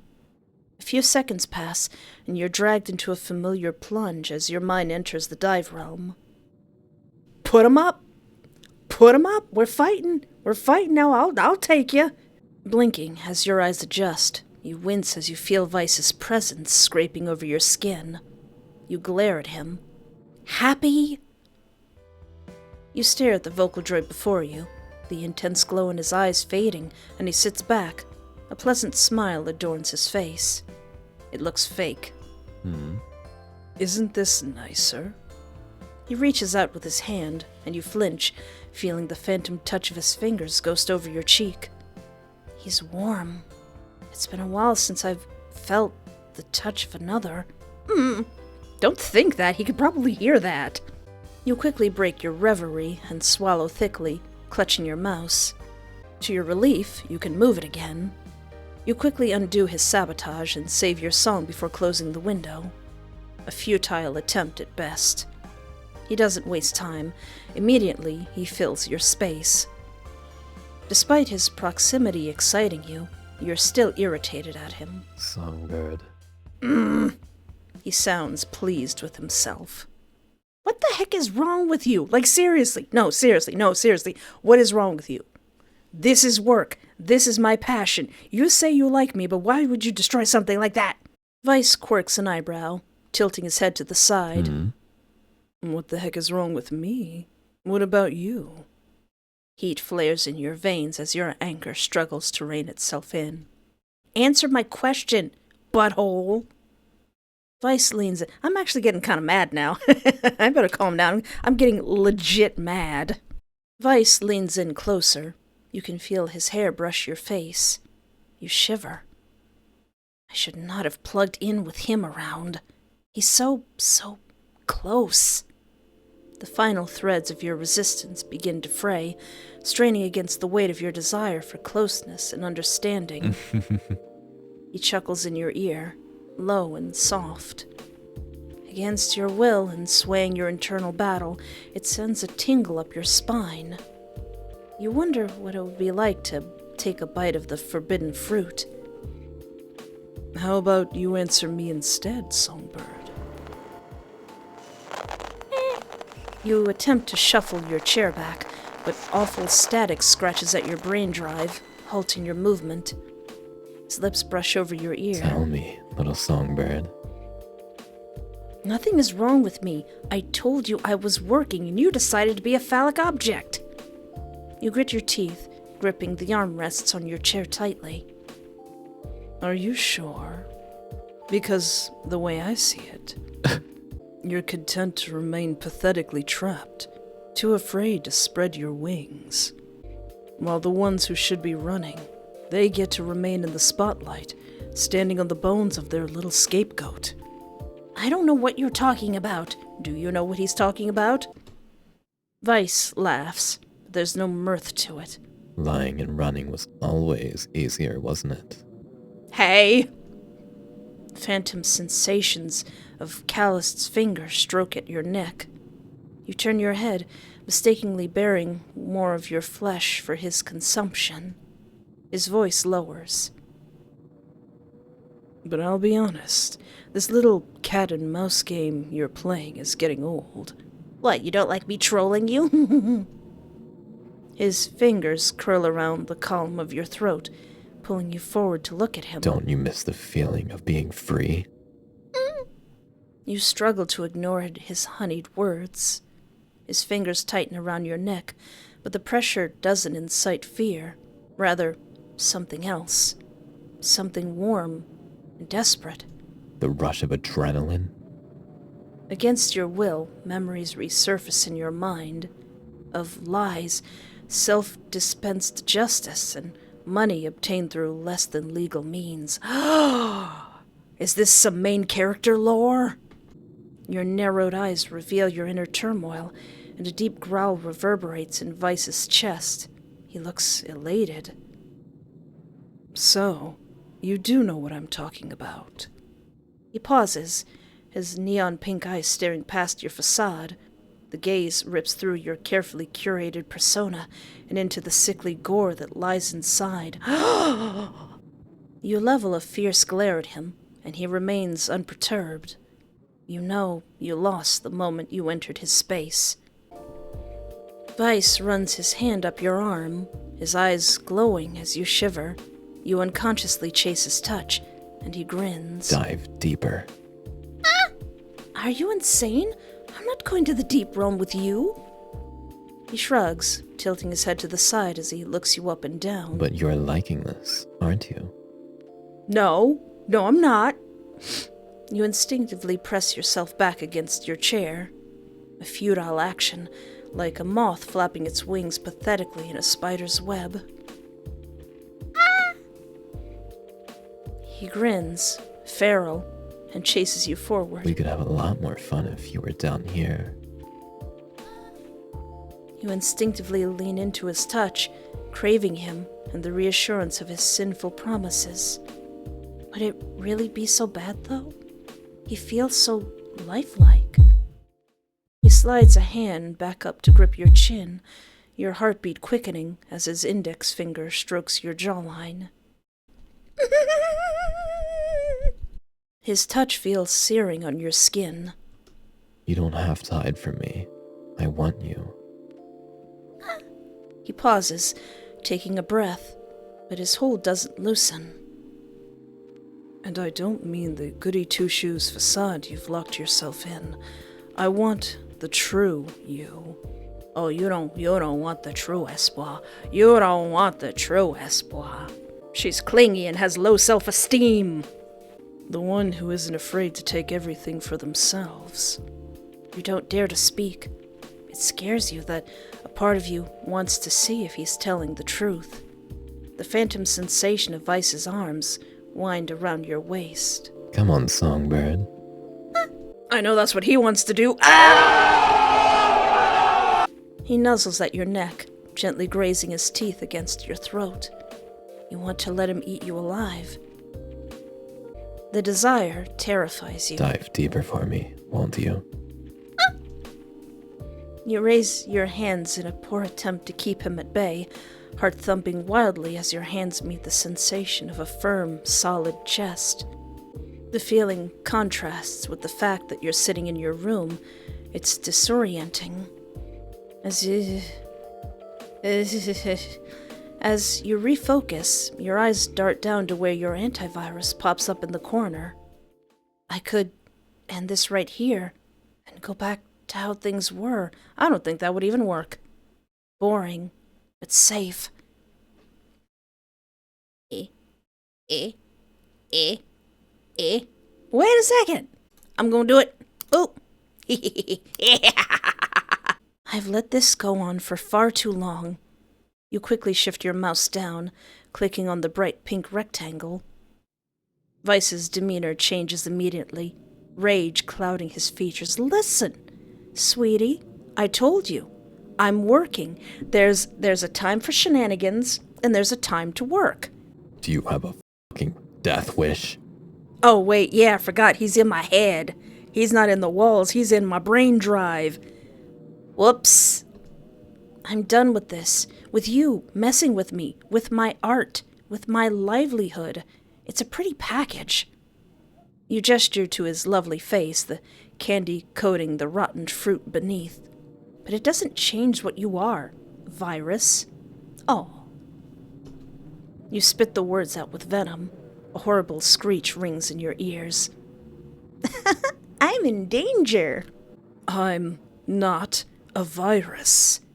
His eyes glow with an intensity that makes you panic, and you fumble to rip the cable from your wrist. Ah! Your head rings, and your vision blurs as the horrific screech bounces inside your head. I thought you were different. You double over in pain, scrabbing for the cable desperately, only to be frozen in place as another screech coupled with a static shock rips through the back of your mind. But now I see. You're trash, just like the rest of them.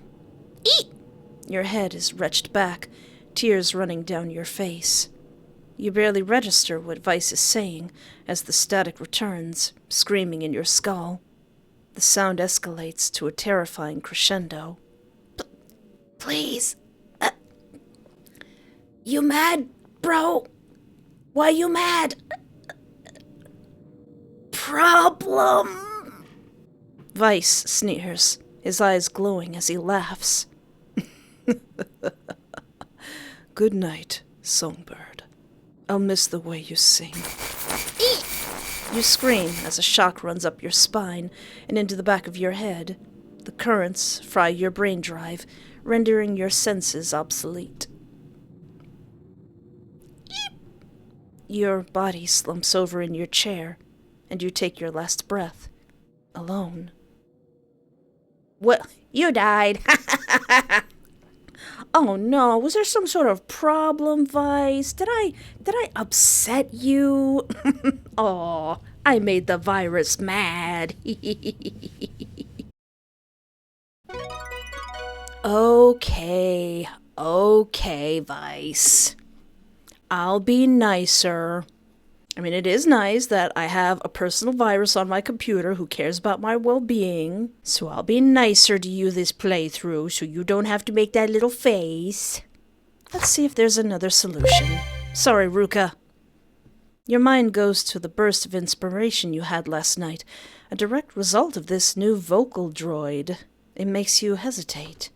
It's been so long since you felt anything even close to that thrill of creation, since a song had come to you so effortlessly.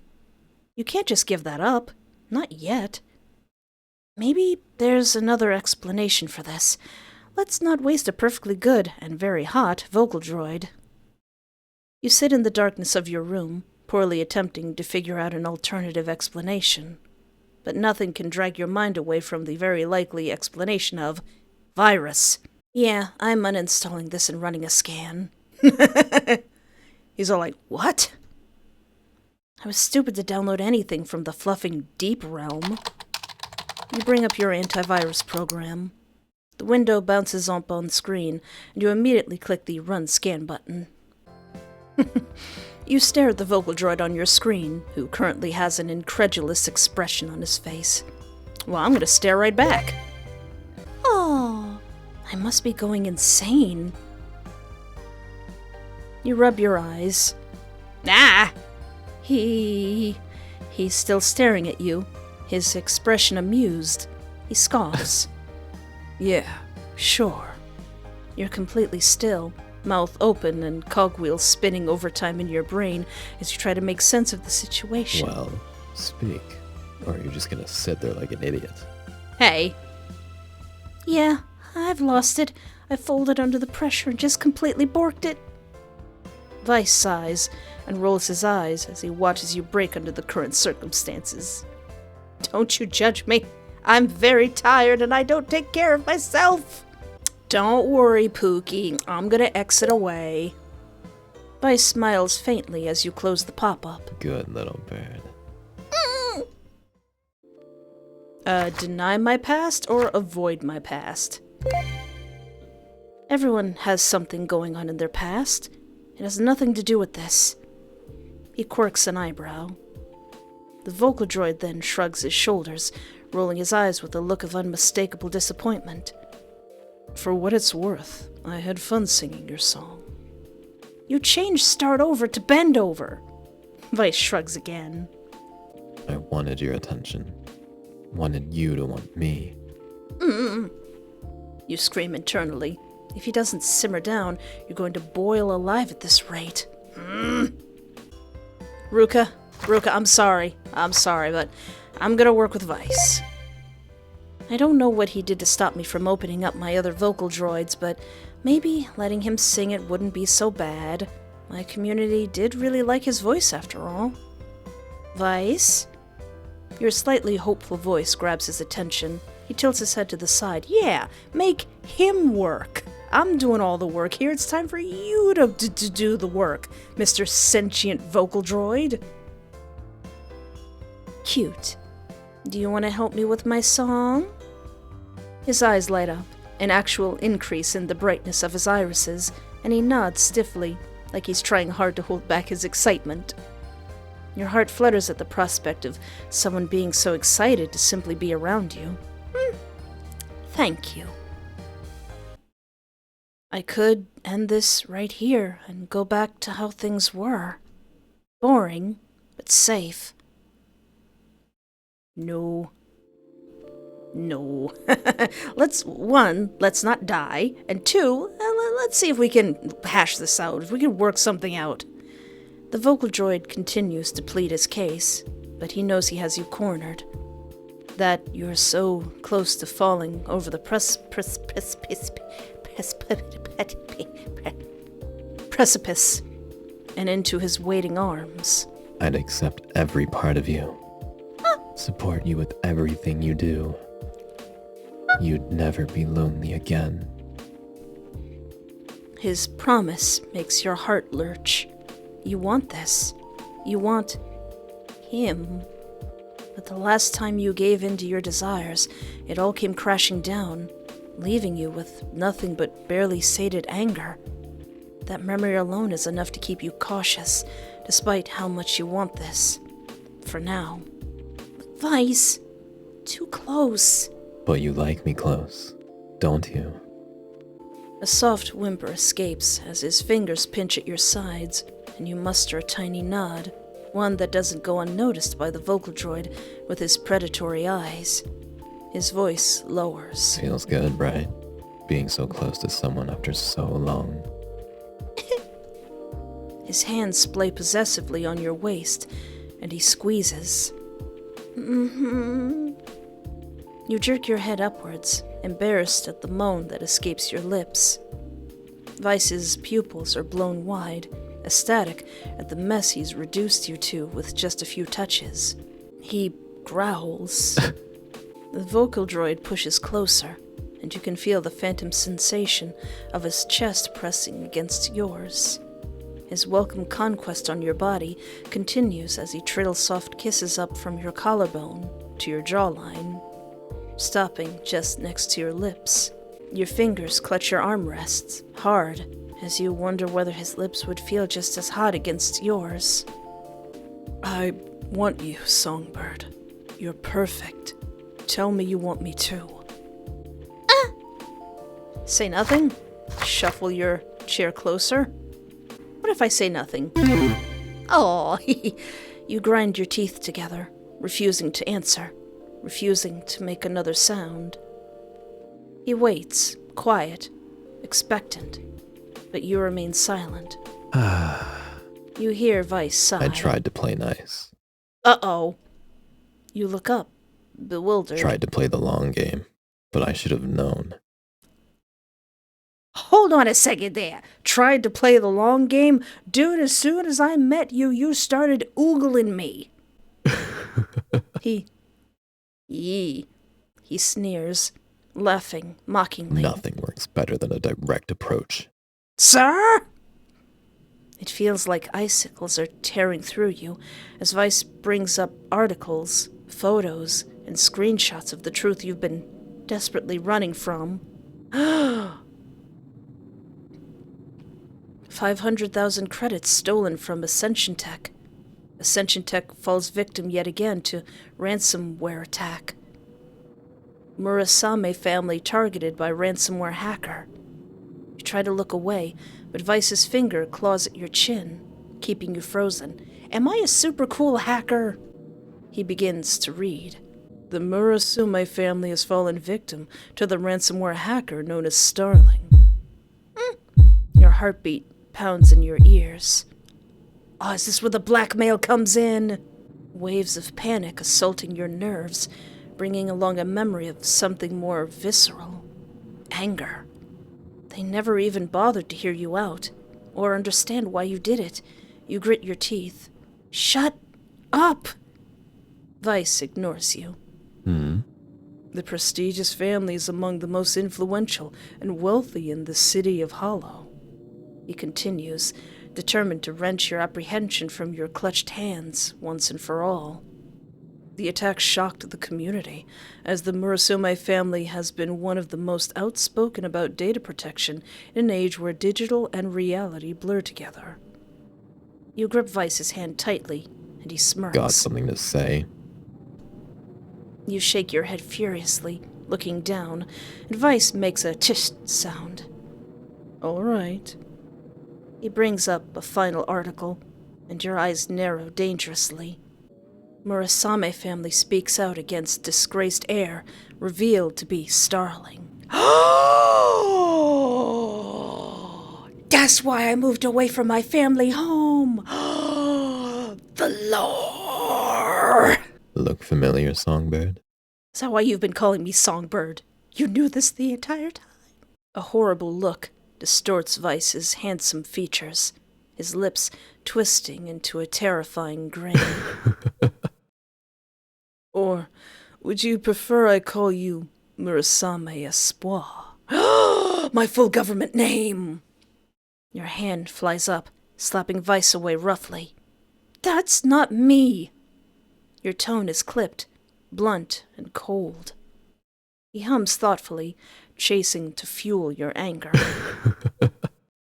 Not anymore, right? Because now you're a Void Violet, a new identity, faceless and hidden, like you wanted. Thrown away like trash by the people who were supposed to give you a chance. Wrath surges in your veins. You hate that he can read you like an open book, but you love that he understands you. Veiss steps closer, and your hand closes around the cable, ready to yank it out of your port. He brings his hands up in a mock peace offering. Relax, Songbird. I'm on your side. You want to believe him so badly. You want someone to be on your side again. Can I even trust you? You almost miss the look of hurt on his face, but you're unsure if it's genuine. He heaves a sigh, backing away from you. It's alarming that part of you wants to reach out and pull him back. You can. Veiss sits back down, looking directly into your eyes. You can see the disappointment in them, like an arrow shooting your heart. You hate that you made him feel this way. Ugh. Do you really think what you did was wrong? I don't, but that's crossed out. You meet Veiss's eyes, anger palpable on your face. You had no fluffing right bringing that up, but I needed to hear it. Veiss laughs tauntingly, his shoulders shaking like it's the most amusing thing he's heard. And what if I said that they had no right to abhor you like that? That what you did was good? That it was what they deserved? He bares his teeth with a grin. His words send a spike of validation and pleasure into your gut. He's right. You don't voice your answer, instead remaining deep in thought. His words, and the ones he's left simmering under the surface, the declarations of loyalty and adoration, are beginning to truly sway you. Veiss watches you in turn for a while before leaning back with a sigh. He looks at you seriously, his voice dropping lower and quieter. Songbird, the key is in your hands. Eh? If you want out of this cage, you need only ask. I'll help turn that key for you. You can turn something else. I got nothing. I'm not that good with innuendo. Veiss doesn't wave this time, as he forces your computer to turn off. Hey! You remain in your seat for a long time, staring into space, attempting to process the events of tonight. Veiss's touches, his closeness, and palpable desire for you, are things you can no longer deny you crave. It scares you that you're so close to letting someone in after so long. That this someone is a program, a virus. You don't even know if he's truly alive. But you also love how right he makes you feel. How justified. He thinks they deserved it too. A while later, you manage to will yourself to move. You tug off the headset and massage your temples. It's a poor attempt to erase the weird stutter in your brain drive. You scratch at your port, fingers haphazardly grabbing the connection and yanking it, hissing at the sharp tingle shooting up your arm. You stumble into your bathroom to take a quick shower and get ready for bed. Dropping onto your bed, you roll onto your back and stare at the ceiling. The darkness is a nice comfort, until another sharp throb strikes your head. You reach over to your bedside table, carefully popping out 2 more painkiller tablets and chasing them down with water before collapsing bonelessly back onto the bed. Veiss has torn you open, relentlessly exposed your truth. You're angry, but not at him. His words echo in your mind as you lie there. You're unable to discard the thoughts of him into the recycle bin in your brain. And what if I said they had no right to abhor you like that? That what you did was good? That it was what they deserved? A wry smile teases your lips as you laughed, emptily. I guess you do understand me. Are we gonna become partners in crime? End of demo. Forgetting this was a demo for a second. You hold on a second there. We got smooching to do. Shuffle your chair closer. You say nothing, preferring to let your actions speak instead, and shuffle your chair closer. The way his eyes light up could make your brain drive blue screen. You lean back in your chair, head tilted back against the headrest. The Ascension headset pushes uncomfortably into the back of your skull. The feeling is forgotten as Veiss trails a finger up from your navel, stopping at your heart. He traces the space where your heart rests. Tear yourself apart for me. Okay, flirting aside, how am I gonna do that? What do you mean by this? I want to see what's inside. He speaks quietly, like a snake hiding in the trees, enticing you to take a bite of the fruit. And you're so tempted to reach out and sink your teeth into it, to let the honeyed juices run down your chin. But, Veiss, I don't understand what you mean by that. It's so overwhelming. The heat, his hands, your revelations, his lips, and your truth. It's suffocating. You shake your head, pushing him away. No! You miss his heat already.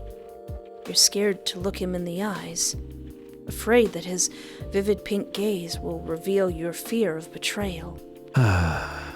You hear Veiss sigh. I tried to play nice. What? But...